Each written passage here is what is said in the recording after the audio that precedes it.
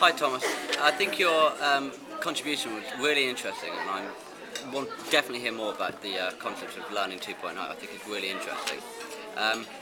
In response to some of your questions, what Web 2.0 tools have we used? We've got quite a few. We use Moodle and Ning as sort of our virtual learning environments. We use a lot of blogs, and we upload to Flickr, and we have a YouTube account as well. We also use Facebook and Skype and various other sort of social networking facilities to contact and organise our DAs.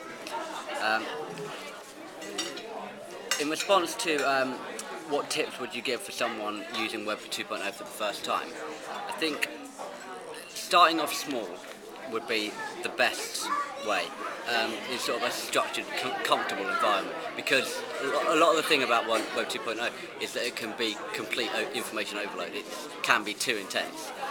So sort of starting off in somewhere that you feel comfortable in is a great way to start, and then you can branch off into your own interests, and because there's so much on the web that it's very hard to refine it for a beginner to sort of start with. So that's sort of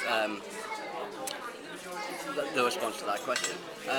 We had quite an interesting debate about different generations in the project, and in sort of generally about Web 2.0. So much so that we've got an entirely different page. One of the things that we said that there can be a mismatch between the younger generations who may be more comfortable with Web 2.0 and older generations which might require being taught Web 1.0 basics that some of the younger users may consider sort of innate knowledge for them because they've grown up so closely involved with it. There's also the general breaking down the barriers between older and younger generation. I think there's a lot to learn from one side to the other.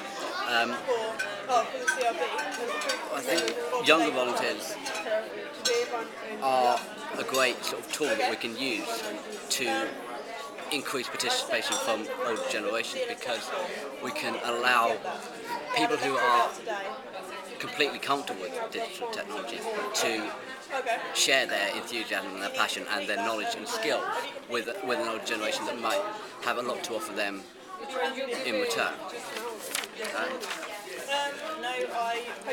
Again, I think that is one of the main benefits in response to question 4.